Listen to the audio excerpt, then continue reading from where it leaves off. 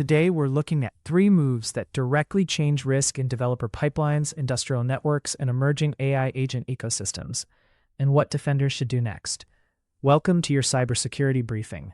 We'll cover GitHub's update to block common Pwn-Request attack patterns, new Siemens SINEC INS fixes for multiple high-severity flaws, and a real-world test showing how a fake AI agent skill slipped past security scans and reached thousands of agents. First, GitHub updates action/checkout to block common Pwn-Request attack patterns. The context here is long-standing abuse of the pull request target workflow trigger, where untrusted pull requests can end up executing with the full privileges of the repository's workflow. Attackers craft a pull request that causes malicious code to run in CI, pivoting from a contributed change into secrets, tokens, or production deploy paths. As of June 18, 2026, the latest version of action/checkout adds safeguards intended to block these patterns. Key facts. The change lands in the official action developers widely used to check out repository code during workflows.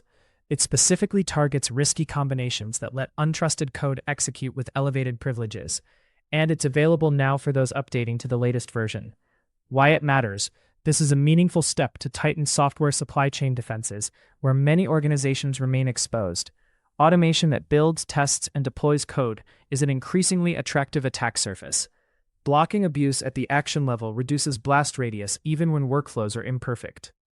Defender takeaway. Update actions checkout to the latest release across all repositories. Audit any workflows using pull request target, and ensure untrusted contributions never run with write tokens or environment secrets. Enforce least privilege in CI, pin action versions, and require review before privileged jobs run. Next, Siemens SINEC INS receives security updates addressing multiple vulnerabilities. The context is straightforward. Versions before v10 SP2 Update 6 are affected by several issues, with the highest CVSS v3 score of 8.8. Reported weakness categories include OS command injection and path traversal, with the potential for execution implications. Siemens has released a new version and recommends updating to the latest release. Affected versions include those prior to 1.0.2.6. Key facts. Multiple vulnerabilities, high severity, vendor patch available, and clear version guidance to get out of the risk window. Why it matters. SINEC INS is used to manage network services, and when that kind of infrastructure software is vulnerable, attackers can gain powerful access or disrupt critical operations. For organizations in regulated or high availability environments, this changes patching urgency and compliance posture. Defender takeaway. Inventory any SINEC INS instances. Prioritize updates to at least v1.0 SP2 Update 6 or newer. Restrict management interfaces to trusted networks, and review logs for anomalous commands or file access. If immediate patching isn't possible, add compensating controls. Tighten ACLs, disable unneeded services, and increase monitoring until maintenance windows open. Finally, a fake AI agent skill passed security scans and reportedly reached 26,000 agents. Here's the context.